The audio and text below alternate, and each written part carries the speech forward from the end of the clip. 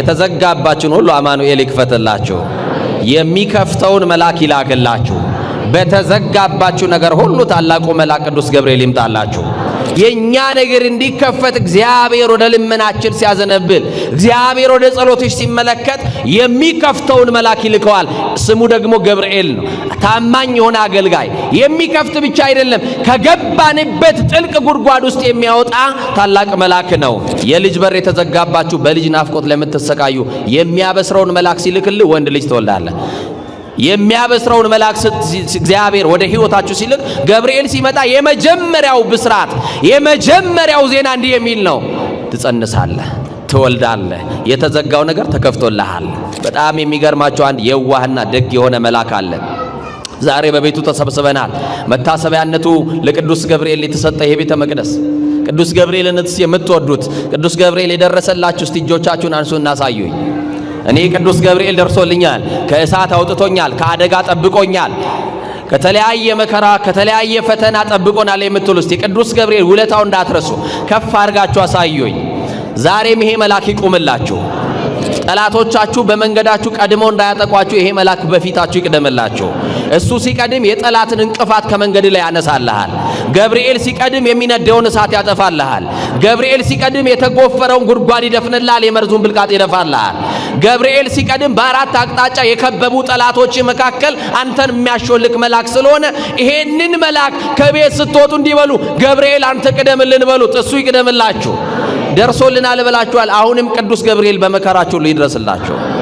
ያንቺ የተዘጋ ነገር ውስጥ የጌታ መልአክ ዛሬ ይገባል። ቅዱስ ገብርኤል አንተ የተዘጋ ነገር ውስጥ ይገባል። ቅዱስ ገብርኤል ነገር ሊለውጥ፣ እስራት ሊፈታ፣ ከጨለማ ሊያወጣ፣ ከጠላት ሊያስመልጥ ዛሬ ወደ ቤታችን ይምጣልን። ይሄ መልአክ ከእናንተ ቀድሞ ቤታችሁ ይግባላችሁ። እኔ እሱን መከተል ሲጀምር በሮች ሁሉ ተከፈቱ አለው። ገብርኤል ከፊት ሲቀድም ሁሉ በሮች ይከፈቱልናል። በኢትዮጵያ በሀገራችን እንዲሆነ ምእመናን በሄድኩበት እግዚአብሔር በቅዱሳኑ የሰራውን ድንቅ ነገር እናገራለሁ። ልጅ የላትም በትዳሯ ምን የላትም። ይሄን ተአምር በደንብ አድርጋችሁ ስሙ። ሕፃኑ አይኑ እንደጨፈነ ነው። ኧረ ተኝቷል ቀስቅሾ አሉ ቄሱ። ከዛ አይኑ ሲያልቁ አይኑ እንደዛው ገልጦ ቀረ። ምንድነው ሲሉ ልጁ እኮ ሞቷል አሉ ካህኑ። ልጁ ምን ብሏል? እና እናት ደነገጠች፣ የያዘችውም ልጅ ደነገጠች። ልጅሽ እኮ በሕይወት የለም እያየሽ ነው፣ ቀዝቅዟል እኮ አሏት። ምን አለች እናት? እንባዋን እያረገፈች እየተንቀጠቀጠች ቅዱስ ገብርኤል አንድ ነገር በድያለሁ ሄላቲዮ በስመ አብ ወወልድ ወመንፈስ ቅዱስ አሐዱ አምላክ ዘላለም ሥላሴ።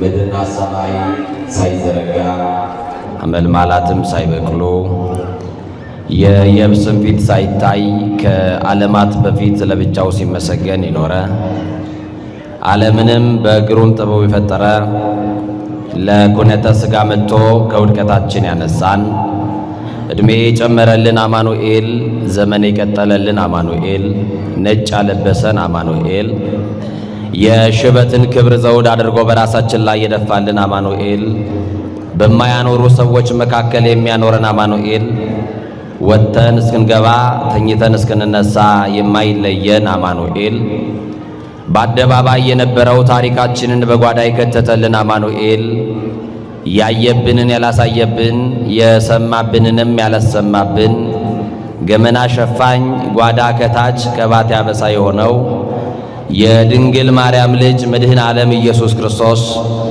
ኃጢአት በደላችንን ነውራችንን በምሕረቱ ከድኖ በምሕረቱና በይቅርታው አደባባይ ሁላችንም ስላሰባሰበን ክብርና ምስጋና አምልኮና ውዳሴ ለገናናው ስሙ ይሁን። እንድናመሰግነው ፈቅዶና ወዶ የሌሊቱን ጨለማ አሳልፎ እችን ቀን እችን ብርሃን እንድናይ ይረዳን ልዩ ሶስት አብ ወወልድ ወመንፈስ ቅዱስ ሥላሴ ስሙ የተመሰገነ ይሁን። ለቃል ርደት ለሥጋ ምርገት መሰላል የሆነች የአዲስ ኪዳን ኪሩብ ከሰማይ የረቀቀች ዳግሚት ሰማይ በቀደመ ልመናዋ ፍጥረት የምታስምር አዛኝ የጻድቃን ወዳጅ የኃጥአን አማላጅ እናታችን አማላጃችን መመኪያችን በረሃብ ዘመን በልተን የጠገብንባት መሶባችን ድንግል ማርያም በጥማት ዘመን ጠጥተን የረካንባት ጽዋችን ድንግል ማርያም ልብሳችንም ጉርሳችንም ድንግል ማርያም ዘመዳችን ወገናችን ድንግል ማርያም የምንመረጎዝባት በጥራ ሃይማኖታችን ድንግል ማርያም የምንመካባት የመመኪያችን ዘውድ ድንግል ማርያም ከኃጢአት ስጥመት የዳንባት መርከባችን ድንግል ማርያም የሕይወት እንጀራ የቀረበባት አማናዊት መሶብ ድንግል ማርያም ከፍ ከፍ ያልንባት መታያችን ድንግል ማርያም በደቂቀ አዳም በልዑላኑ በትሑታኑ በሰማይ በምድር በገነት በመንግሥተ ሰማያት በዚህም ዓለም ውድስት የሆነች የኢየሱስ ክርስቶስ እናት ድንግል ማርያም መርገመ ሥጋ መርገመ ነፍስ የሌለባት በረከተ ሥጋ በረከተ ነፍስ እያማለደች የምታሰጥ ሥላሴ ክብር የክብር ክብር ያጎናጸፏት የኢየሱስ እናት የእኛም እናት ድንግል ማርያም ክፉ ቀንን ያለፍንባት ድንግል ማርያም እንባችን ታብሶባታልና ከሐዘን ከጭንቅ ከመከራ ወጥተንባት አርፈንባታል። ለኢየሱስ ክርስቶስና ለድንግል ማርያም ክብር ይሆንላት። የታላቁ መልአክ የቅዱስ ገብርኤል በመንገዳችን ሁሉ የጠበቀን የጠላትን ጉድጓድ የደፈነልን የጠላትን የመርዝ ብልቃጥ የደፋልን እኛ ከማናውቀው እሱ ከሚያውቀው ከድንገተኛ አደጋ ያስመለጠን ከሚነድ እሳት ውስጥ ነጥቆ ያወጣን የእግዚአብሔር አገልጋዩ ታላቁ መልአክ ቅዱስ ገብርኤል ስሙ የከበረና የተመሰገነ ይሁን። ወር በገባ በ19 የምናስባቸው ሁለት ታላላቅ የቤተ ክርስቲያን እንቁ አባቶች አሉ። የጻድቁ አባታችን የአቡነ አብየ እግዚእ፣ የጻድቁ አባታችን የአባ ስነ ኢየሱስ በረከትና ረድኤት በሁላችን ላይ ለዘላለሙ ጸንቶ ይኖር። ሊቃውንት ለአእምሮ ዋዘኞች ለጆሮ እግዚአብሔር ደግሞ ለልብ ይናገራል። ሊቃውንት ለአእምሮ ከነገሩን ዋዘኞችም ለጆሮ ካወሩልን የልብ ወዳጃችን እግዚአብሔር ለልባችን የሚነግረን ይበልጣል። ማን ያውቃል ምእመናን ዛሬ የማንን ቋጠሮ ሥላሴ እንደሚፈታ? ማን ያውቃል እግዚአብሔር ዛሬ የማንን እንባ እንደሚያብስ? አንገት ደፍታችሁ አቀርቅራችሁ የመጣችሁ በሐዘን ውስጥ በእንባ ሸለቆ ውስጥ ያላችሁ ከነ ጥያቄያችሁ የመጣችሁ ኑሮ የከበደባችሁ በልዩ ልዩ እስራት ውስጥ ያላችሁ ማን ያውቃል እግዚአብሔር በምን ምክንያት እንደተጠራችሁ? ምናልባት ጊዜያችን ደርሶ መጎብኛ ሰዓታችን ደርሶ ተስፋ የቆረጥንበትን ነገር እንደገና ሊያነሳልን ጠርቶን እንደሆነ በምን እናውቃለን? ለሰው ያልነገርነው የሸሸግነው ለብቻችን የምንብሰለሰልበት በር ዘግተን የምናለቅስበት ጉዳይ ዛሬ ማብቂያው ሆኖ ዛሬ ነገራችን የሚስተካከልበት ያበቃው ነገር የሚቀጥልበት የተውነው የሞት ያክል የረሳነውን ነገር እንደገና አንስቶ እግዚአብሔር ወደ እጃችን ሊያስገባ ዛሬ ደግሞ አስተካክሎ በቃሉ ሊሰራን ጠርቶን እንደሆነ በምን እናውቃለን? ጌታ መንፈስ ቅዱስ በቃሉ መዶሻነት እየጠረበ ለሱ እንድንመቸው አድርጎ አስተካክሎ ይስራል። የትምህርታችንን ርዕስ ድምጻችሁን ሳትሰስቱ ከፍ አድርጋችሁ አብራችሁ ትጠራላችሁ። ተከፈተላቸው በሉ። ደስ አይልም? ደስ አይልም ወይ? እስቲ በደንብ በሉ። ተከፈተላቸው በሉ። እንዲከፈተላችሁ የፈለጋችሁ አትመስሉም። ቃሉ ራሱ ያጽናናል። ቃሉ ራሱ ያሳርፋል። በደንብ ከኔ ጋር ትጠራላችሁ። ሴቶች እስቲ ቆይ ጠብቁ። ወንዶችን መጀመሪያ ላስጠራቸው። እስቲ ተከፈተላቸው በሉ። ኮሽ እንዲከፈተላችሁ ትፈልጋላችሁ ማለት ነው። ሴቶቼ እናቶቼ ተከፈተላቸው በሉ። እሺ ይቅርታ አድርጉልኝ። ለሶስት ጊዜ አንድ ጊዜ በህብረት ለሶስተኛ ተከፈተላቸው በሉ። ምን አለላቸው?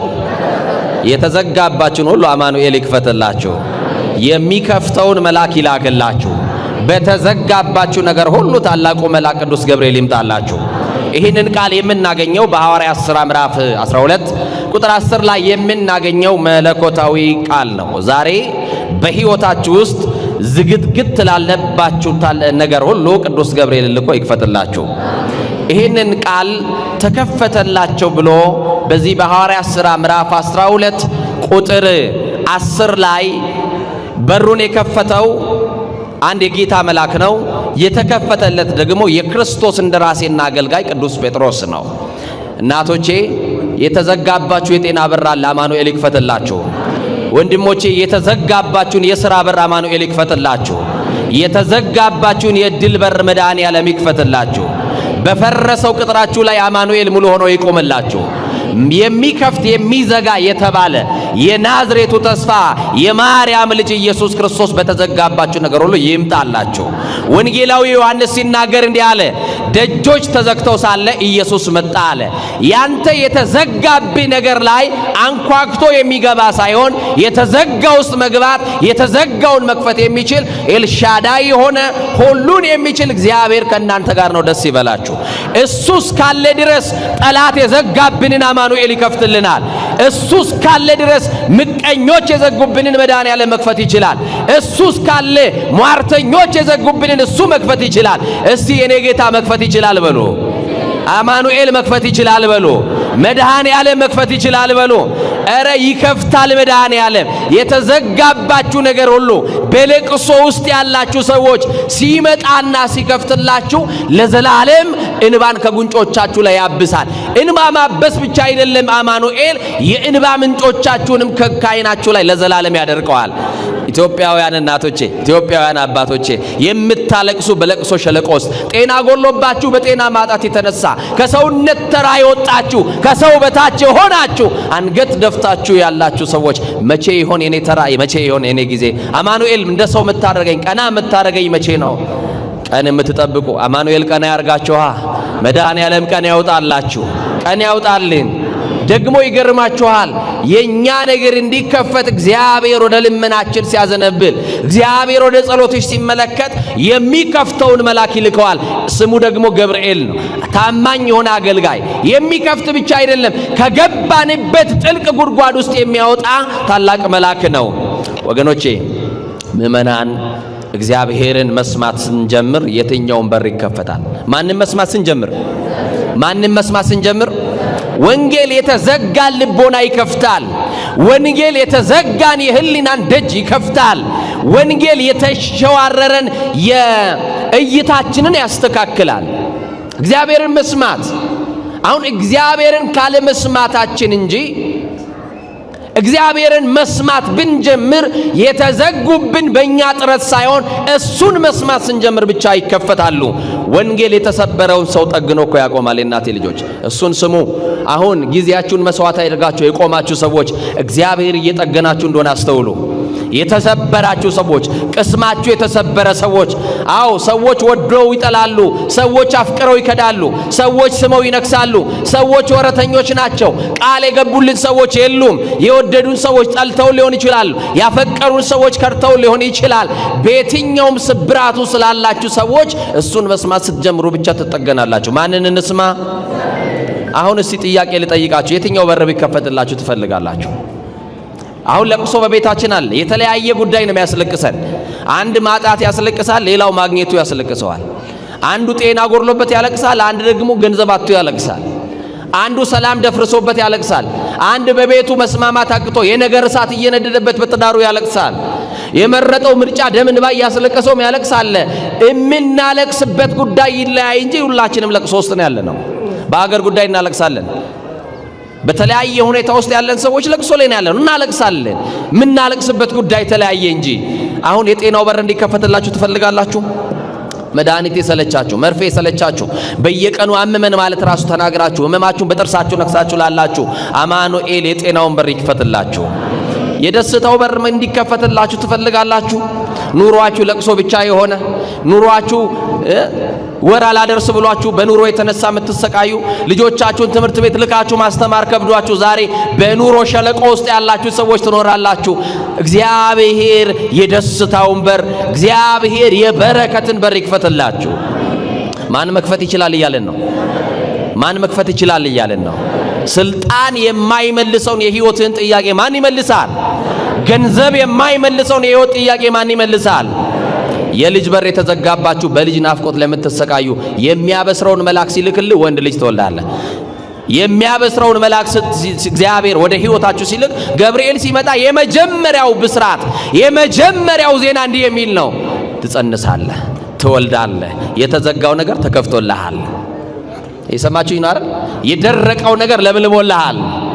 ዓለም ተስፋ ያስቆረጠቻችሁ በትዳራችሁ የሆነ ነገር መጠበቅ ከጀመራችሁ 5 እና 10 ዓመት ያስቆጠራችሁ ሰዎች ትኖራላችሁ። ከነ ጉርለታችሁ ግን እግዚአብሔርን እያመለካችሁ ያላችሁ ከነ ጉርለታችሁ። ክርስቲያን ሲሞላለት ብቻ ተመስገን የሚል አይደለም፣ በጉርለቱ የሚያመሰግን ነው። ብርሃነ ዓለም ቅዱስ ጳውሎስ ሲመክረን እንደዚህ አለ፣ አይኩትዎ ወበእንተ ኩሉ አለን፣ በሁሉ አመስግኑ ወጸልዩ ወትረ፣ በሁል ጊዜ ሳታቋርጡ ጸልዩ። በቃ ሲሞላም ሲጎድልም ተመስገን እንለዋለን። እስቲ ተመስገን በሉ እናቶቼ። የትኛውም ሕይወት ውስጥ ሆናችሁ ተመስገን በሉት። አታማሩ። ተመስገን ይበቃል። እግዚአብሔር ሆይ የሚኖርበትን ኑሮ አንተ ታውቃለህ፣ እንዴት ልታሻግረኝ እንዳለ ታውቃለህ። እኔ አላልፈውም የሚለውን ነገር ሁሉ እያሳለፍክ እዚህ አድርሰኛል። እዚህ ያደረሰን ማን ነው? የመከራ ሌሊቶችን ያሳለፈልን ማን ነው? ክብር ለአማኑኤል ይሁን። የትዳር በር ብቻ አይደለም፣ የልጅ በር ለተዘጋባችሁ ሁሉ አማኑኤል አንድ ቀን እንዲጎበኛቸዋል። እንዲጎበኛችሁ እያመሰገናችሁ ጠብቁት። የሥራው በር፣ የሰላም በር፣ የጤንነት በር፣ የደስታ በር፣ የማግኘት በር፣ የእድል በር፣ የስኬት በር፣ እነዚህ ሁሉ በሮች ሊከፈቱት የሚችለው በአማኑኤል ብቻ ነው። በጣም የሚገርማቸው አንድ የዋህና ደግ የሆነ መልአክ አለ። ዛሬ በቤቱ ተሰብስበናል። መታሰቢያነቱ ለቅዱስ ገብርኤል የተሰጠ ይሄ ቤተ መቅደስ ቅዱስ ገብርኤልንስ የምትወዱት ቅዱስ ገብርኤል የደረሰላችሁ እስቲ እጆቻችሁን አንሱና አሳዩኝ። እኔ ቅዱስ ገብርኤል ደርሶልኛል፣ ከእሳት አውጥቶኛል፣ ከአደጋ ጠብቆኛል፣ ከተለያየ መከራ ከተለያየ ፈተና ጠብቆናል የምትሉ እስቲ ቅዱስ ገብርኤል ውለታው እንዳትረሱ ከፍ አድርጋችሁ አሳዩኝ። ዛሬም ይሄ መልአክ ይቁምላችሁ። ጠላቶቻችሁ በመንገዳችሁ ቀድመው እንዳያጠቋችሁ ይሄ መልአክ በፊታችሁ ይቅደምላችሁ። እሱ ሲቀድም የጠላትን እንቅፋት ከመንገድ ላይ ያነሳልሃል። ገብርኤል ሲቀድም የሚነደውን እሳት ያጠፋልሃል። ገብርኤል ሲቀድም የተጎፈረውን ጉድጓድ ይደፍንልሃል፣ የመርዙን ብልቃጥ ይደፋልሃል። ገብርኤል ሲቀድም በአራት አቅጣጫ የከበቡ ጠላቶች መካከል አንተን የሚያሾልክ መልአክ ስለሆነ ይሄንን መልአክ ከቤት ስትወጡ እንዲበሉ ገብርኤል አንተ ቅደምልን በሉት፣ እሱ ይቅደምላችሁ። ደርሶልናል ብላችኋል። አሁንም ቅዱስ ገብርኤል በመከራችሁ ይድረስላችሁ። በጣም የሚገርም ነው። ሊቁ እንዲህ ይለዋል፣ ሰናይ ለሰብ ወተአዛዚ ለሕዝብ። ለሰው መልካም ነው። ቅዱስ ገብርኤል እስቲ መልካም ነው በሉኝ። ምንድን ነው አልኳችሁ? ለሰው መልካም ለሕዝብም ታዛዥ። ወውጡ ሩቀ መዓት ወብዛ ምሕረት። ገብርኤል ውጡ ለሰው መልካም ለሕዝብም ታዛዥ፣ ከመዓት የራቀ ለምህረት የሚላክ የምህረት መልአክ ገብርኤል ነው።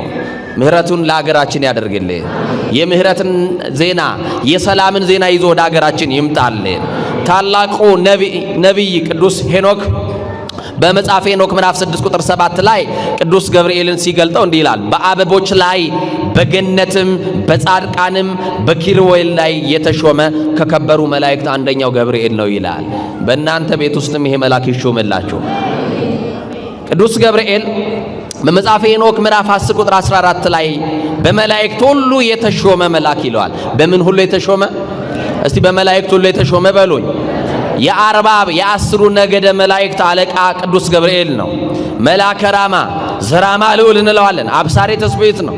የወልደ እግዚአብሔርን ሰው መሆን ያበሰረ፣ ለድንግል ማርያም ትጸንሻለሽ ብሎ ያበሰረ፣ እግዚአብሔርን በማምለክ የጸኑ ዘካርያስና ኤልሳቤጥን ሕጡአ በረከት ተብለው ርስት አያካፍሏቸው የነበሩትን ከሰውነት ተራ የወጣችውን ከማይበረሰብ የተገለለችውን ኤልሳቤጥን እግዚአብሔር ጸሎትሽን ሰምቷል፣ እግዚአብሔር ጸሎትህን ሰምቷል፣ እግዚአብሔር በልጅ ሊባርክ ነው፣ የዘገየብህ ከልክሎ አይደለም፣ የተሻለው ዮሐንስን ልትቀበል ነውና ደስ ይበልህ አለ። በመዘግየት ውስጥ በመጠበቅ ውስጥ ያላችሁ እናቶች ያላችሁ፣ ያገባ ሁሉ ልጅ አይወልድም። እናቴ ልጅ በሰው ቤት እየገባችሁ በሰው ቁስል ላይ እንጨት ባሰዱ ጥሩ ነው። አማካሪ እየመሰላችሁ ወዳጅ እየመሰላችሁ ለናንተ ካንደበታችሁ የሚወጣው ቃል ቀላል ይመስላል። ለሰዎች ግን ከእሾህ በላይ የሚያደማና የሚዋጋ ቃል ሰው ቤት ገብታችሁ ጥላችሁ የምትወጡ ሰዎች አንደበታችሁን ቆጥቡ። ይኸው ሰማችሁኝ፣ ከኔ ጋር ናችሁ? ሐና ለጊዜው ልጅ አጣች። ፍናና ግን ከኋላ መታ በየዓመቱ ልጅ ትወልድ ነበረ። የፍናና ልጆች አንዱን በእግዚአብሔር ዓይን አልታየም። እናንተ ቤታችሁ ልጅ በልጅ ብታደርጉት በልጅ ቢሞላ እሱ መባረክ እንዳይመስላችሁ። ሰማችሁኝ? አባቱ ማይደሰትበት ልጅ ምን ያደርጋል? እናቱን ማያስደስት ልጅ ምን ያደርጋል? ለመውለድማ ፍናናም ወልዳለች። ሐና የወለደችው ነው በእግዚአብሔር የታየው። የዘገየብሽ እግዚአብሔር የተሻለውን ለክብሩ የለየው ልጅ ሊሰጥሽ ሊሆን ስለሚችል ዝም ብለሽ ጠብቂው። እግዚአብሔር ባይሰጠንስ አንጠብቀው? ባይሰጠን አንጠብቀውም ወይ? እስቲ እንጠብቀዋለን በሉ። ቢከለክለንስ አንጠብቀውም ወይ? የሚያስፈልገንን ከኛ በላይ እሱ ለኛ ያውቃል አያውቅም? እንኳን ነግረነው ከህሊና አስቀድሞ ከሐሳብ አስቀድሞ የሚያውቅ እምቅድመ ህሊና ኩሎ ያምር የተባለ ከሐሳብ አስቀድሞ የሚያውቅ እኮ ነው እግዚአብሔር። እዚህ እኮ እናንተ የማስበውን ሐሳብን ያውቃለሁ ያለን እግዚአብሔር።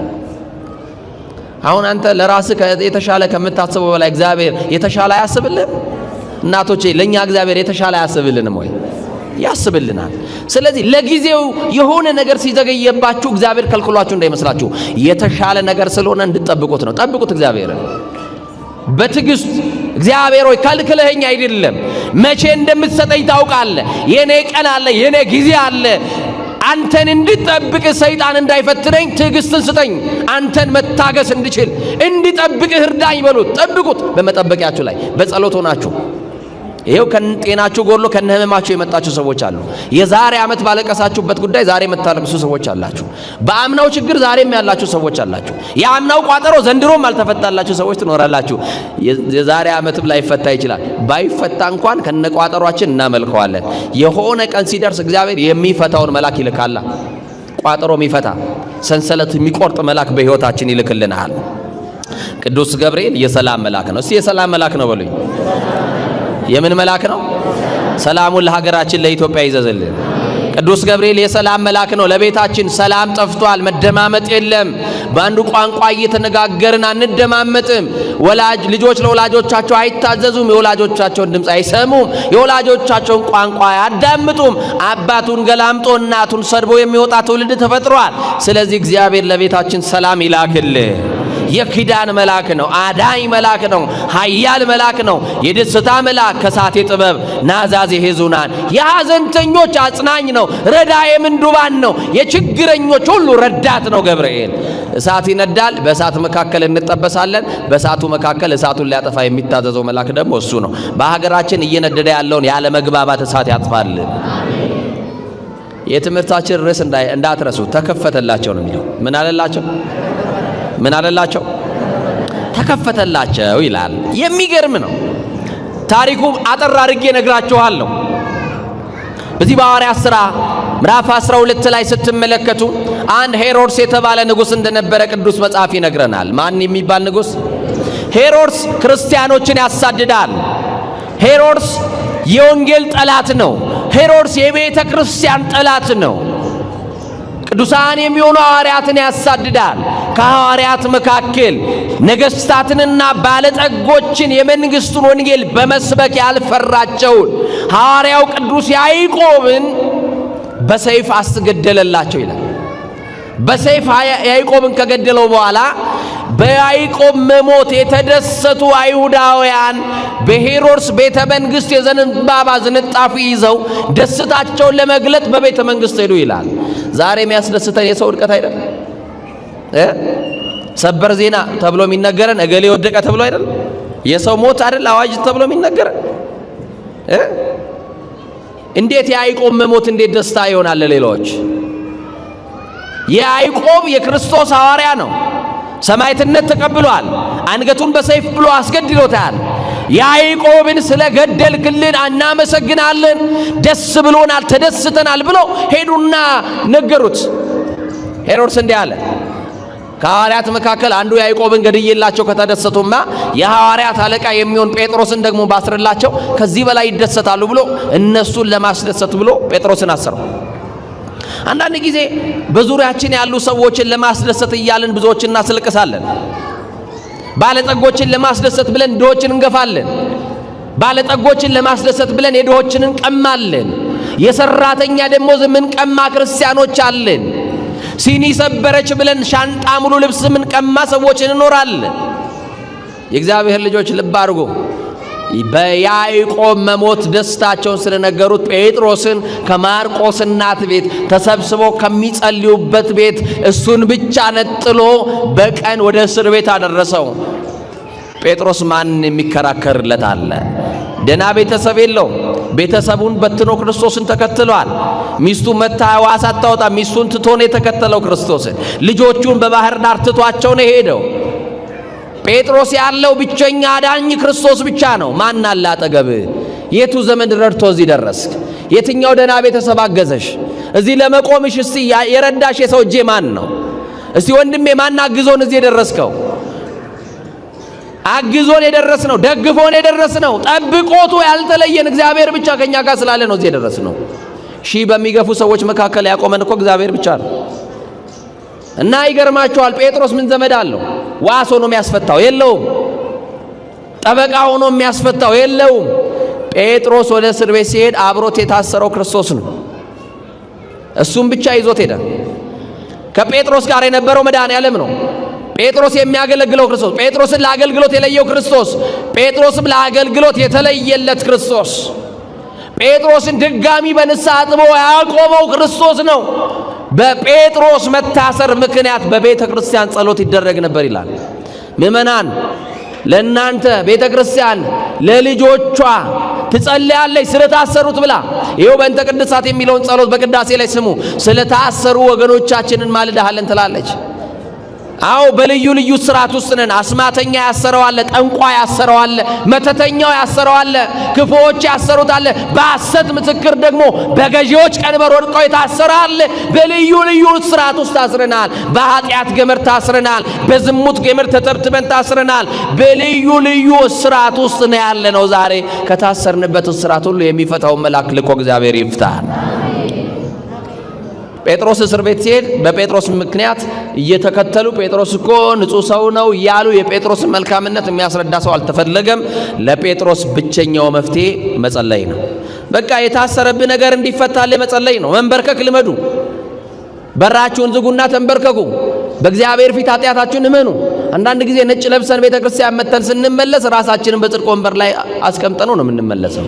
ኃጢአተኝነት አይሰማንም። ራሳችን አንከስም፣ አንወቅስም። በእግዚአብሔር ፊት ራሳችን ጥለን አናለቅስም።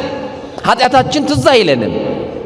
አያችሁ፣ ብዙ ጊዜ የተሻልን አርገን እኛ የተመረጥን ስለሆንን ብቻ እኛ ንጹህ ራሳችንን አንጽተን ብቻ ቀድሰን በሆነ ወንበር ላይ ራሳችንን የሰጠነው የራሳችን የከፍታ ወንበር ላይ እዛ ላይ ያስቀምጠነው ነው የምንመለሰው። ለኃጢአታችን ሳናለቅስ የሰው በደል ስንቆጥር፣ የሰው ቁንጮ ስንነጭ፣ የሰው ጎፈሬ ስናበጥር ይኸው ዘመናችን አጠርብን። እና ጴጥሮስ ታሰረ። ከአንድ ሰው አልተከተለውም ጴጥሮስን። ምን ያደርጋል? የምን ዋስ መጥራት ነው? አያችሁ፣ በራቸውን ዝግት አደረጉና መጸለይ ጀመሩ። በዚህ በጾማችሁ ሰዓት ከስራታችሁ እንድትፈቱ የበደል ስራት እንዲፈታላችሁ፣ አያችሁ፣ ከኃጢአት ስራት እንድትላቀቁ መንበርከክ ልመዱ። በቃ ጴጥሮስ ታስሯል ብለው በር ዘግተው ይጸልያሉ ወደ እግዚአብሔር። የናዝሬቱ ተስፋ የማርያም ልጅ ኢየሱስ ክርስቶስ ጴጥሮስን ከእስር ሊፈታው እንደሚችል አይደለም ጴጥሮስን ከታሰረበት ከገዢዎች እስራት ይቅርና ክርስቶስም ከዘላለም ሞትም እኮ ፈቶናል። ከዘላለም እስራት እኮ ፈቶናል። እውነት ሐሰት? በዲያብሎስ 5500 ዘመን ታስረን ከነበርንበት እስራት እኮ የገላገለን ክርስቶስ ነው። እና ጴጥሮስ ወደ እስር ቤት ገባ። እነዚያ ያለቅሱለታል። ሄሮድስ አንድ መመሪያ ያስተላለፈ። በደንብ አድርጋችሁ ስሙኝ። ጴጥሮስ አንድ ሰው ነው።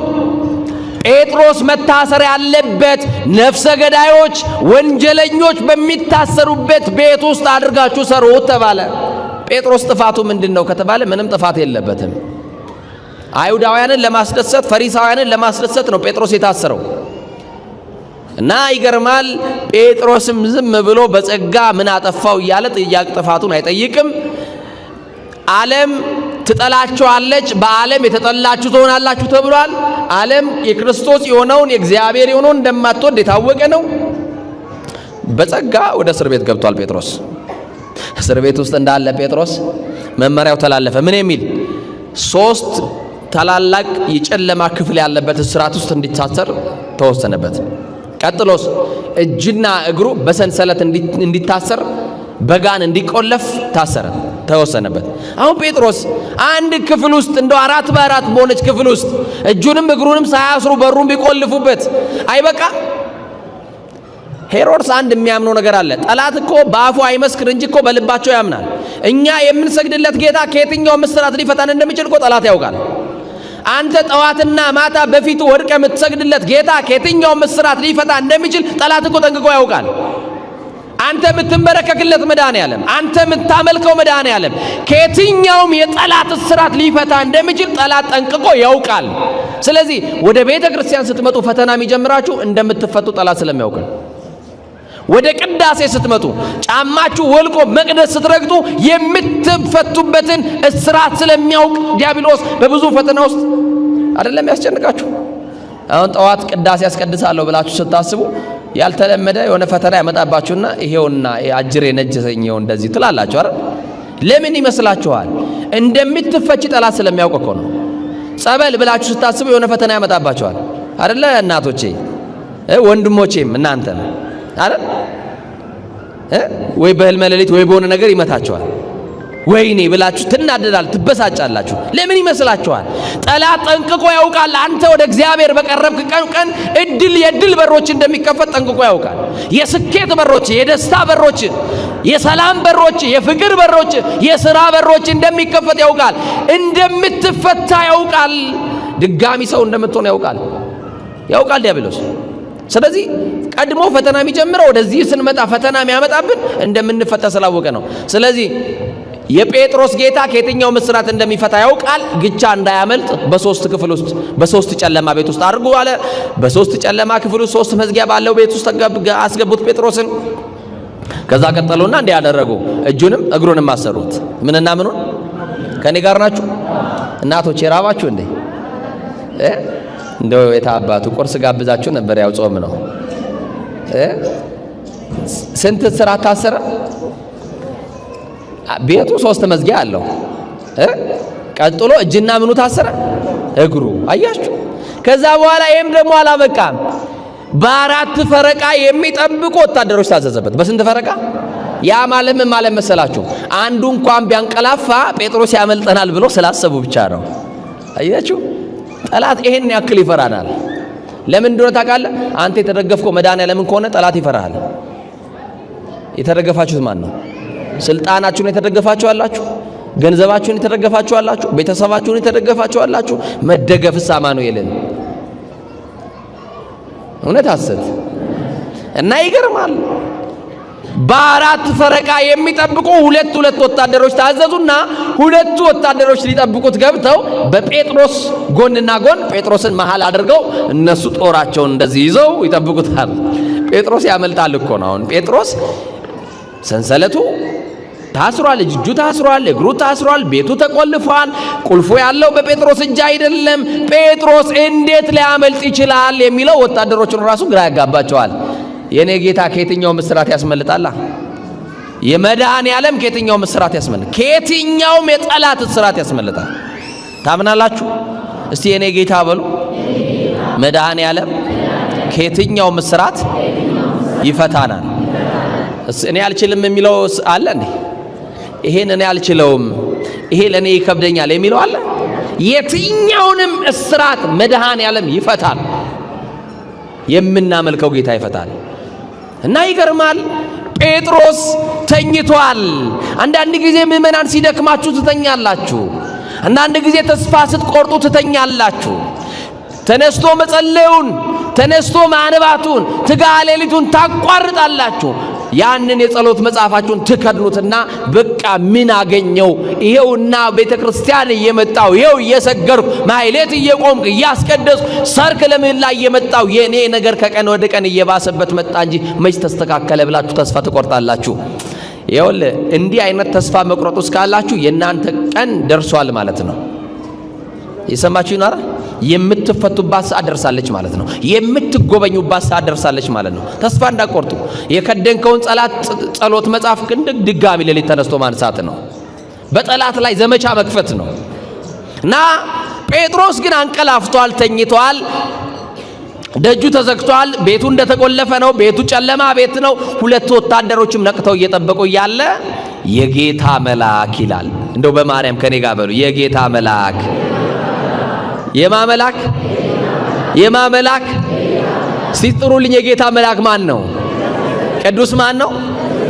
የጌታ መልአክ ሌሊት በጨለማ ሌሊት ጴጥሮስ ታስሮ እያለ በታሰረበት ቤት ውስጥ በሩ እንደተዘጋ የጌታ መልአክ ገባ ይላል። ያንቺ የተዘጋ ነገር ውስጥ የጌታ መልአክ ዛሬ ይገባል። ቅዱስ ገብርኤል አንተ የተዘጋ ነገር ውስጥ ይገባል። ቅዱስ ገብርኤል ነገር ሊለውጥ፣ እስራት ሊፈታ፣ ከጨለማ ሊያወጣ፣ ከጠላት ሊያስመልጥ ዛሬ ወደ ቤታችን ይምጣልን። ይሄ መልአክ ከእናንተ ቀድሞ ቤታችሁ ይግባላችሁ። በእናንተ ጥረት ያልተስተካከለውን ነገር ሊያስተካክልላችሁ ገብርኤል ይቅደምላችሁ። ጠላት ያዘበራረቀባችሁን ሊያስተካክል ገብርኤል ወደ ቤታችሁ ይሄድላችሁ። የጌታ መልአክ በሩ በር እንደተቆለፈ ነው። አሁን እንደው ገብርኤልን በሩ ተዘግቷል። በተዘጋ ገብቶ ብታገኙት ቤታቸው እንደው ቤት በኩል ገባ ትሉታላችሁ? በማርያም በሏ። እሺ በሩ ቁልፍ ነው፣ ቤት ገባ ተውት። እሺ ቤት በኩል ትወጣለህ ትሉታላችሁ? የቱ ነው የሚያስደንቀው? በተዘጋ መውጣት ያቅተዋል እንዴ? ነገሩኛ። በቃ ዛሬ የተዘጋብሽ ነገር ላይ ገብርኤል ይግባልሽ። በቃ የተዘጋባችሁ ነገር ላይ ቅዱስ ገብርኤል ይግባላችሁ። የተዘጋውን ይክፈትላችሁ ዛሬ። አያችሁ ጴጥሮስ እንደተኛ አጠገቡ ቆመ፣ ገብርኤል ይቆምላችኋ። መጥቶ አጠገቡ ነው እንዲህ ያደረገው። ወታደሩ ያየዋል። ማነህ ብሎ ጥያቄ አልጠየቀውም። ጠላት አይጠይቅም። ገብርኤል አጠገብ ካለ አጠገብ ያለውን ስለሚፈራ ጥያቄ አይጠይቀውም። እንዴ እኛ 2 ነበርን ወታደሮቹ፣ 3ኛ ከየት መጣ ብሎ ጥያቄ አልጠየቁም። ገብርኤል ካለ ጠላት ጥያቄ አይጠይቅም። አያስነካህማ ገብርኤል በክንፍ የሚጋርድ መልአክ እኮ ነው። የሚሸፍን ጥበቃው የማይለይ መልአክ ነው ገብርኤል። እዛ ዞር ሲቀና ጎንበስ ብሎ ሲያየው በሁለት ወታደር መካከል የጌታ አገልጋይ የሐዋርያት አለቃ ጴጥሮስ ተኝተዋል። ጎኑን መታ አደረገውና ጴጥሮስ ፈጥነ ተነስ አለው። ይሄ መልአክ ዛሬ ከዝሙቱ አልጋ ያንሳችሁ፣ ከርኩሰት አልጋ ያንሳችሁ፣ ከኃጢአት ወንበር ላይ ያንሳችሁ፣ ከዘረኝነት ወንበር ላይ ያንሳችሁ። ተነስ አለው። በቃ የሚያነሳ መልአክ ነው። መሬት ላይ የወደቀባችሁን ከእጃችሁ ወጥቶ የተበተነውን ወደ እጃችሁ ይሰብስብላችሁ። ይሄ መልአክ ተነስ አለው። ያንቺም ነገር ገብርኤል ሲመጣ እንደ አዲስ ያነሳላችኋል። ነገራችሁን ያነሳላችሁ። በሁለት እግራችሁ መቆም ያቃታችሁ ገብርኤል ያነሳችሁና ያቆማችሁ። ጴጥሮስ ብድግ ብሎ ሲነሳ ህልም መስሎታል። ሰማችሁኝ? አረ እግዚአብሔር ከሚያደርግልሽ ነገር የተነሳ ህልም የምታይ እስኪመስልሽ ድረስ ታላቅ ነገር በእናንተ ህይወት ውስጥ በገብርኤል ይደረግላቸዋል። ተነሳ። ሲያይ 2 ወታደሮች እንደነቁ ናቸው። ፍጥጥ ብለው ያዩታል። የጌታ መልአክ ነው መሃል ላይ ያለው፣ ከጴጥሮስ ጋር ያለው። እስቲ ከኔ ጋር ያለው ገብርኤል ነው በሉ በማርያም። ወጥተህ በሰላም የምትገባው ሰላማዊ ሰዎች ስላሉ አይደለም። ሞትህን በሚያውጁሉ ሰዎች፣ መኖርህን በማይፈልጉ ሰዎች፣ በምቀኞች መካከል የምትኖረው ገብርኤል ከኛ ጋር ምን ስላለ ነው። እሱ ጠባቂያችን ስላልተለየ ነው። ተኝተን የምንነሳው እቺን ሌሊት አያርፍም ብለው የሚወራረዱ ሰዎች ባሉበት ደግፎ የሚያነቃ መልአክ ስላለን ነው። አንሰ ሰገብኮ ኖም ቆተን ሳይኩስ መግዚአብሔር አንሳኒ እንላለን። እሱ ደግፎ ስላነሳን፣ ደግፎ ምን ስላለን የትምህርታችን ርዕስ ንገሩኛ። እሰይ ምንድነው? ዛሬ ደስ ብሏቸዋል። በደንብ እስቲ ተከፈተላቸው በሉ። ቃሉ ራሱ ደስ አይልም? በባዛኝቷ ድገሙት። ይኸው ጠላት ይሰማል። ዛሬ የሚከፈት ነገርማ ይኖራል። ገብርኤል የሚከፍተው ነገርማ ይኖራል። መድኃኔ ዓለም የሚከፍተውማ ነገር ይኖራል። በእምነት ይደረግልናል አይደረግም? ከዛ በኋላ አንድ መመሪያ ብቻ ሰጠው ገብርኤል። እኔ ከፊት ቀድማለሁ፣ ከኋላ ተከተለኝ አለ። ገብርኤል ይቅደምላችሁ ከፊት፣ እኛ እንከተላለን፣ እሱ ይቅደምልን። ወጥተን በሰላም እንድንገባ ገብርኤል ይቅደምልን። ተኝተን እንድንነሳ ገብርኤል ይቁምልን። እኔ ከፊት ሄዳለሁ አለ። እናቶቼ ባለማወቅ ገብርኤል ይከተላችሁ እንዳትሉ እሺ። ገብርኤል ይቅደምላችሁ ነው። እሱ ነው መቅደም ያለበት። የጠላት እንቅፋት እንዳያገኘን እሱ ይቅደምልን። ከመንገድ የተቀመጠውን የጠላት እንቅፋት እኮ የሚያነሳው ገብርኤል ነው። መረብ ይወጥራል ጠላት፣ የመረቡን የሚበጣጥሰው ገብርኤል ስለሆነ እና ገብርኤል እኔ ከፊት ሄዳለሁ አንተ ተከተለኝ አለው። በሩ እኮ እንደተዘጋ ነው። መክፈቻ ይዞ አይደለም ገብርኤል የሚሄደው። መክፈቻው የተቀመጠው በመቶ አለቃው እጅ ነው። በወታደሮቹ አለቃ እጅ የተቀመጠ ነው። ገብርኤል ጋር የሌለማ ምን መክፈቻ አለ? ሁሉን የሚከፍት ቁልፍ አለው። ይከፍታል አይከፍትም? ከማተልኮ ማናዞት ስለመጣ ማልኮት ስለመጣ በሩ ጋር ሲጠጋ በሩ ራሱ ይከፈታል። በሩ ጋር ሲጠጋ በሩ ይከፈታል። 2 በሮችን አሳለፈው። የተዘጋው የናንተ 2 በር ይሁን፣ የጤናና የሰላም በር እሱን ይክፈትላችሁ። የሥራና የበረከት በር ከሆነ እሱን ይክፈትላችሁ። የትዳርና የልጅ በር ከሆነ እሱን ይክፈትላችሁ። 2ቱም በር ካወጣው በኋላ ወታደሮቹ አይከተሉም፣ ቆመው ያያሉ። እንደዚህ ብዬ ልበላችሁ፣ ጠላቶቻችሁ አይናቸው እያየ እናንተን ነጥቆ ከእሳት ውስጥ የሚያወጣ መልአክ ይላክላችሁ። በጠላት መካከል የሚያስመልጥ መልአክ ይላክላችሁ። ከጠላት ቤት ወዳጅ የሚሰጠው እግዚአብሔር ያስመልጣችሁ። እና ሁለተኛው በር ሶስተኛውም በር እስቲ ሶስተኛው በር በሉ ወደ ውጭ የሚያወጣ ነበር ይበሉ እስቲ ወደ ውጭ የሚያወጣውን በር ይክፈትላችሁ። ሶስተኛው በር ወደ ከተማ የሚያወጣ በር፣ ወደ ብርሃን የሚያወጣ በር፣ ወደ ነበረበት ቦታ የሚመልሰው በር ነው። ሁለቱ በርማ ተከፍተዋል። የሚቀረው የብረት መዝጊያ የነበረ የምን መዝጊያ? በሩ በጣም በትልቅ ጋን የተቆለፈ የብረት በር ነበረ። አሁን ሁለቱም በር አልፎ ይሄ እኮ የብረት በር ነው፣ ይሄ እኮ ትልቅ በር ነው፣ ይሄን በር እኮ ማለፍ አንችልም ማለት ይችላል ጴጥሮስ? ይችላል ወይ? ጴጥሮስ የእግዚአብሔርን ሥራ ዝም ብሎ ነው እያየ ያለው። ህልምም መስሎታል ተኝቶ ስለነበረ እና ሶስተኛው በር ጋር ሚካኤል ማነው ገብርኤል መጣና ዝም ብሎ ተጠጋ። እንዲህ ወደ በሩ ጋር ሲመጣ በሩ ራሱ ተከፈተላቸው ይላል። ገብርኤል ሲቆም ይከፈታል። ያንተ በር ላይ ገብርኤል እንዲቆም ጋብዘዋ በርሽ ላይ። አሁን ሴንሰር የሌለው በር ልብ አድርጉ። ምን የሌለው በር? ሴንሰር ያላቸው በሮች ጋር ትጠጋላችሁ፣ እነሱ ነው የሚከፈቱት አይደል? የብረት በር በዛ ዘመን ምን አይነት ሴንሰር ቢኖረው ነው? የናንተ በሮች የተዘጉ በሮቻችሁ ደክማችሁ ለፍታችሁ ጥራችሁ ሰርታችሁ ያልከፈታችኋቸውን በሮች ገብርኤል ሲቆም በሩን ስለሚያውቀው ራሱ በሩ ገብርኤልን አውቆ ይከፈታል። አያችሁ በሮቻችን በማን እንደሚከፈቱልን? በሩ ራሱ ይላል አውቆ ተከፈተላቸው። ምን ብሎ ተከፈተላቸው? ምን ብሎ ተከፈተላቸው?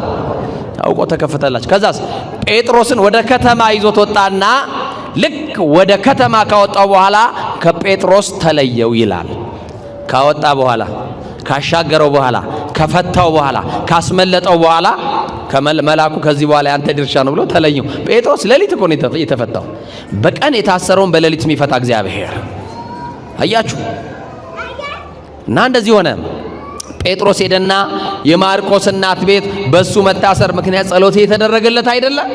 ሌሊት ሄዶ በር ሲያንኳኳ በር እየተንኳኳ ነው ብላ አንድ የቤት ሰራተኛ በር ልከፍት ወጣችና የሚጣራው የጴጥሮስ ድምፅ እንደሆነ ሰማችና በሩን መክፈትታ በደስታ ወደ ኋላ ተመለሰችና ጴጥሮስ ተፈቷል በር ላይ ነው አለች። የደስታዋ እኮ ነው በር ያልከፈተችው። ቤተሰቡ ደግሞ ምን አለ? እነዛ ቅዱሳን የሆኑ ሐዋርያት ቅዱሳት አንስት አሉ። ምን አሉ?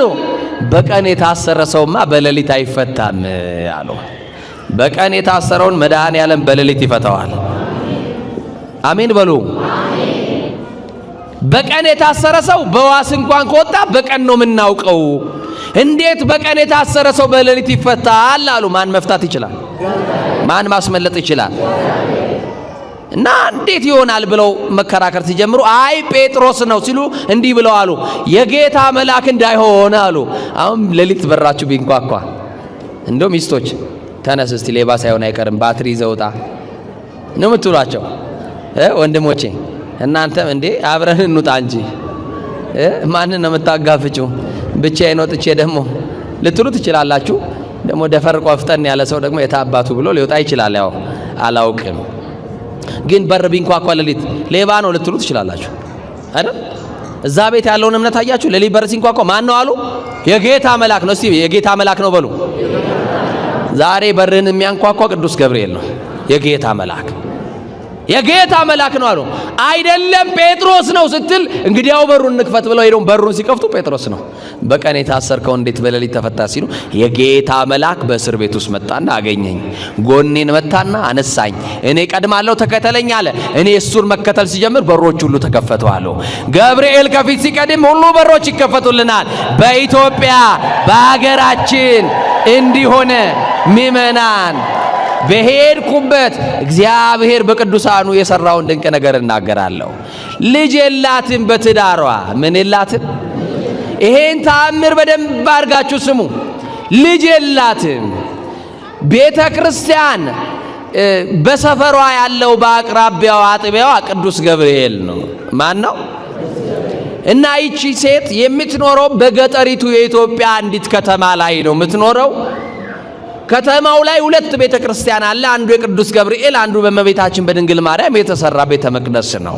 የእሷ አጥቢያ ቅዱስ ገብርኤል ነውና ሰዎች ካገባሽ ይሄን ያክል ዓመት ሆኖሻል ለምንድን ነው ልጅ ያልወለድሽው እያሉ ካፋቸው የሚወጣው ቃል ቅስሟን እየሰበረ ማህበረሰቡን መንደሩን የተወች ሴት ናት። ቤቷ የተከተተች ሴት ናት። ሁሉ ጊዜ ለቅሶ ያልተለያት ሴት ናትና አንድ ቀን በጣም ሲከብዳት በጣም በምሬት ወደ ቤተ ክርስቲያን ጭር ባለበት ሰዓት መጣችና የታላቁ መልአክ የቅዱስ ገብርኤል ስዕል ይሄውና ባትሮንሱም ላይ አለ። መጣችና በስዕሉ ፊት ተንበርክካ እንባዋን መንታ እያወረደች አንተ መልአክ ወደ ኤልሳቤጥ እንደሄድክ ወንድ ልጅ ትወልጃለሽ ብለህ እንዳበሰርካት ምን አለ የጌታ መልአክ ጸሎቴን ቅድመ እግዚአብሔር አድርስና ደግሞ አብስረኝና እስቲ ልጅ ልውለድ እባክህን መሰደቤን አርቅልኝ እያለች እንባዋን እንዲየጠረገች ስዕሉ ላይ ትቀባ ነበረ። እንባዋን ስዕሉ ላይ ትረጭ ነበረ። እንዲህ አደረገችና ጸሎት ጸለያ። አንድ ነገር ግን ለእግዚአብሔር ቃል ገባች።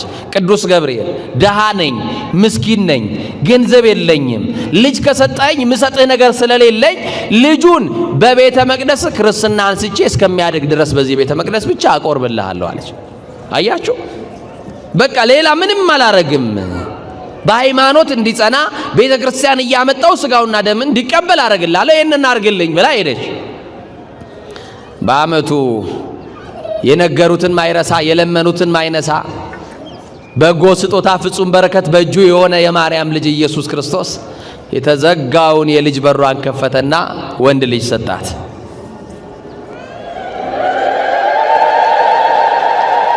ወንድ ልጅ ወለደች።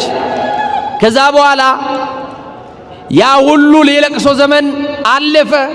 የሰደቧት፣ ያሽማጠጡባት፣ ያሟት፣ የቦጨቋት፣ የከታተፏት አቤት እኛ ስንችልበት፣ አቤት መቆራረጥ፣ አቤት መከታተፍ፣ አቤት አሁን ጎመን እየበላን ግን ስጋው ተጀምሯል። አሁን ዝልዘላው፣ ቡጨቃው፣ አቤት ሐሜቱ አያደርስ እኮ ነው። ቤተ ክርስቲያን መተን መቅደስ ውስጥ እኮ ምናማገው ደፋሮች ነን እኮ ታውቃላችሁ። ነጠላችን ብቻ አፋችን ላይ ጣል እናደርግ ነው የመጣ እኮ ገሌል ነው እንዲህ ነው የምንባባለው። ኧረ እግዚአብሔር ይማረን በእውነቱ። በምህረት አደባባይ ቆመን እንኳን ነገረኞች ሆነናል። ሰው ምናማ ሆነናል። እና እግዚአብሔር መቼም እንደው ለአፋችን ጠባቂ አኑርልን። ቅዱስ ዳዊት የጸለየው እንደዛ ስላለ ጠባቂ አኑርልን።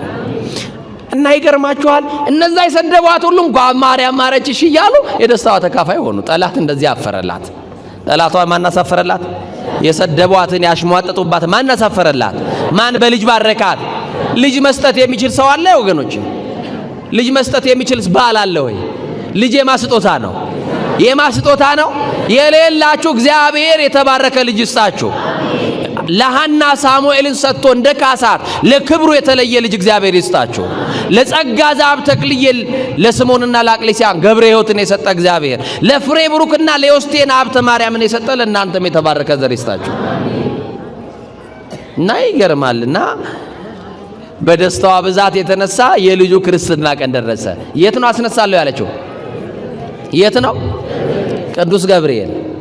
እና ልትታረስ የሄደችው እናቷ ቤት ስለነበረ የእናቷ ቤት ደግሞ ማርያም ቤተክርስቲያን ጋር ነው።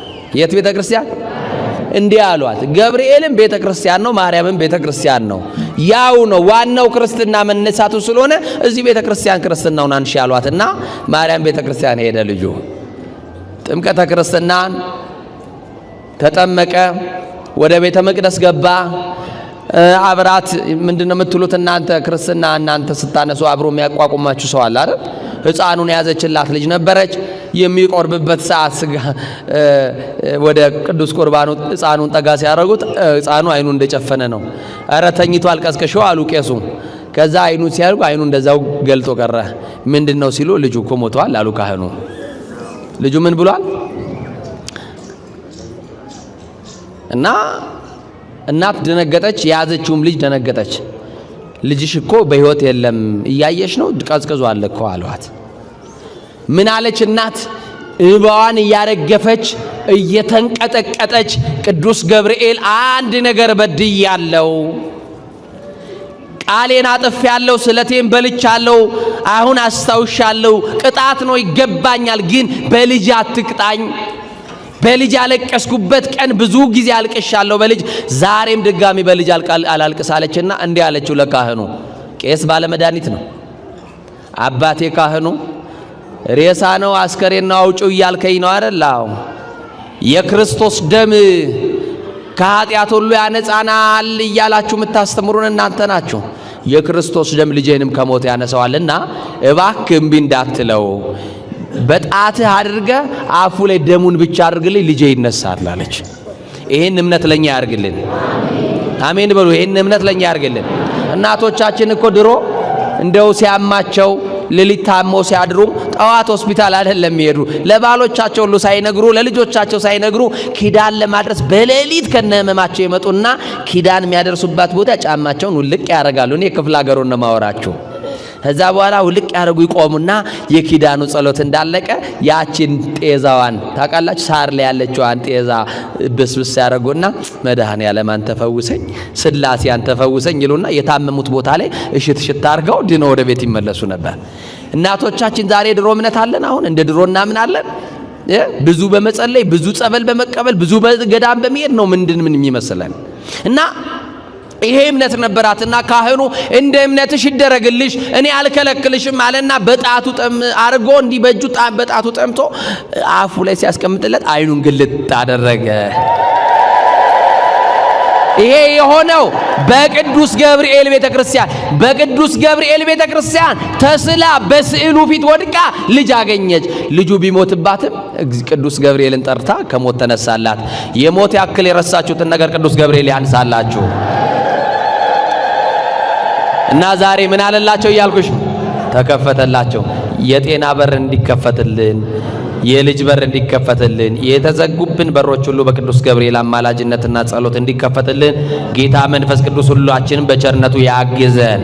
እስቲ ከመቀመጫችሁ ሁላችሁም ብድግ በሉ። ወደ ዝማሬ ከመሄዳችን በፊት እስቲ ቁጭ ብድግ በሉና እንደው አንድ ነገር እንድትሉልኝ ፈልጋለሁ። እግዚአብሔር መንፈስ ቅዱስ ከሁላችን ጋር ይሁን።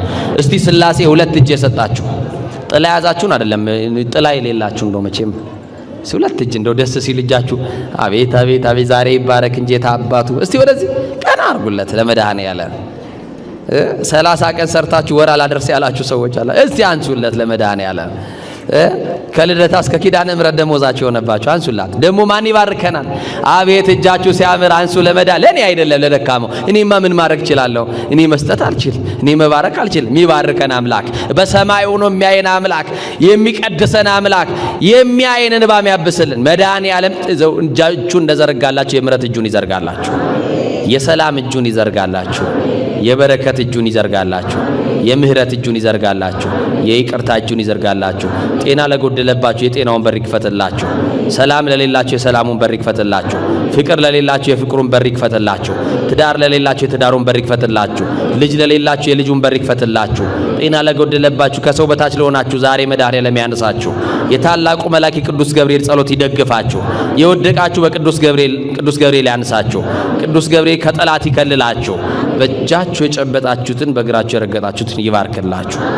በአፋችሁ የተናገራችሁትን ያስምርላችሁ። ተርፎ ከሚቀረው ዘመን ስላሴ አይንፈጋችሁ። ክፉ አይልከፋችሁ።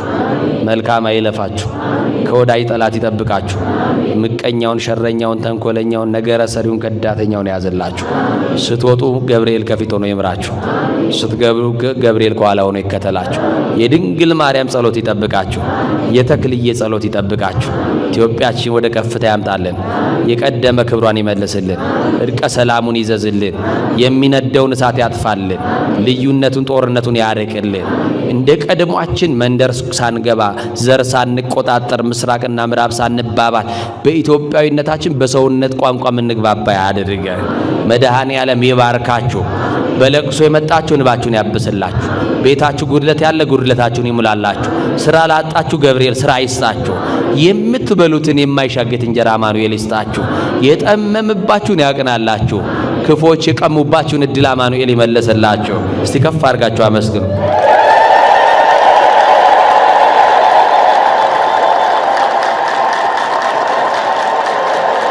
ክብር ምስጋና ለመድኃኔዓለም ይሁን። ለስላሴ ምስጋና ይሁን። ለአምላካችን ምስጋና ይሁን። ለድንግል ማርያም ምስጋና ይሁን። ደስ አላችሁ? ደስ አላችሁ? መቼም እንደው ፋሲካ አደረጋችሁት አይደል? ዛሬ ደስ ስላላችሁ ነው አይደል? ያጨበጨባችሁ እልል ያላችሁ እግዚአብሔር ይደሰትባችሁ። በቃ ዛሬ ይሄ ደስታ ሳይወሰድባችሁ ወደ ቤት ይግባላችሁ። ይሄ ደስታ ሳይቀማ ወደ ትዳራችሁ ውስጥ ይግባላችሁ። ወደ ሥራ ቦታችሁ ይግባላችሁ። ደስ ብሏችሁ እንደዋላችሁ የደስታ ምዕራፋችሁ ዛሬ ይጀምራላችሁ። የስኬትና የደስታ ምዕራፋችሁ ዛሬ ይከፈትላችሁ።